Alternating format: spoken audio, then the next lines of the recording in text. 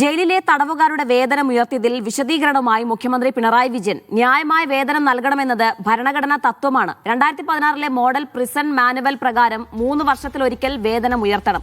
മറ്റ് സംസ്ഥാനങ്ങളിൽ കേരളത്തിനേക്കാൾ ഉയർന്ന വേതനമുണ്ടെന്നും പ്രതിപക്ഷ അംഗങ്ങളുടെ ചോദ്യത്തിന് നിയമസഭയിൽ മുഖ്യമന്ത്രി രേഖാമൂലം മറുപടി നൽകി. വിജിൻ വായാന്തോടുണ്ട്. വിജിൻ, മറ്റു വിശദാംശങ്ങൾ എന്താണ്? നേരത്തെ തന്നെ ഈ തടവ് പുള്ളികളുടെ വേതനം വർദ്ധിപ്പിച്ചതുമായി ബന്ധപ്പെട്ട വിവിധ തരത്തിലുള്ള വാർത്തകളും ചർച്ചകളും വിവാദങ്ങളും ഒക്കെ ഉണ്ടായിരുന്നു. ഇതിലാണ് നിലവിൽ പ്രതിപക്ഷ അംഗങ്ങൾ ചോദിച്ച ചോദ്യത്തിന് മുഖ്യമന്ത്രി രേഖാമൂലം മറുപടി നൽകിയത്. തടവുകാരുടെ വേതനം ഉയർത്തിയിൽ ആണ് വിശദീകരണം മുഖ്യമന്ത്രി തന്നെ രേഖാമൂലം നൽകിയിരിക്കുന്നത്.